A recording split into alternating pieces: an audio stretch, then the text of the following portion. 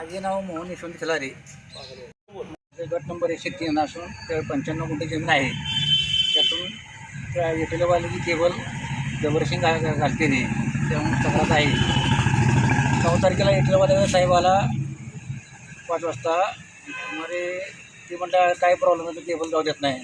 त्यामुळे असं तर माझ्या उत्तरावर बोजे क्लिअर झाले, मी जाऊ देणार आहे. त्यांनी बावनकुळे बिला म्हणून मला फोन लावून दिला त्यांनी. ती म्हणले बाबा गुरुवारी तुम्ही या मुंबईला तुमचं क्लिअर करतो.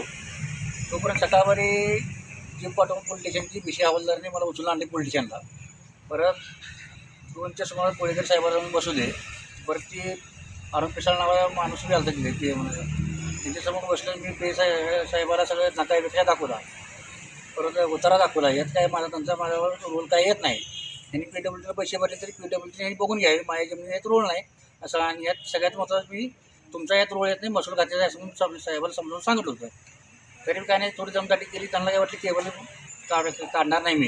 मी आता शेततळ काढायचं म्हणून मी आणि परत केबल काढली. तेवढ्या दमदाटीने ती थांबली नाही. म्हटल्यावर दुसऱ्या दिवशी त्यांनी माझ्यावर 25 लाखाचा खोटा गुन्हा दाखल केला. गुरुवारी पेपरला आलं तरी पण गुन्हा दाखल करून मी थांबलो नाही. परत त्यांनी शनिवारी 4 गाड्या भरून माणसं पाठवली. कोण होती शिवल ड्रेस काय मला माहीत नाही. मग त्यांनी त्या कंपनीवाल्यांनी मला औषध पाजले, परत बायकोला मारले. परत बायकोला नेले. परत त्यांनी आमच्या लोक आल्यावर त्यांनी CP पवारच्यात आणून मला ॲडमिट केलं. त्यावेळेनंतर करांटे पिंटो कोणतं पोलीस चालते त्याचे लोक कोणतं होते. त्यांनी सुटत नसल्यामुळं त्यांनी त्या जबाब घेतली नाही. ती पोलीस स्टेशनला रिपोर्ट आहे. त्या मग त्यानंतर मी शुक्रवारी गेलो असेल. त्यानंतर पोलीस स्टेशनला केस घ्या म्हणून मीन मुलगा दिवसभरची काही केस घेतली नाही. त्यांनी म्हटली चौकशीला अर्ज टाका, अर्ज घेतो. मी एक अर्ज लिहिला की तसा नको, दुसरा अर्ज लिहिला तसा नको, तिसरा अर्ज लिहिला तसा नको.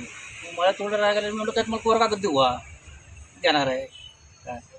असं झाल्यावर मी परत गेलो. परत मी उपोषणचा अर्ज दाखल केला.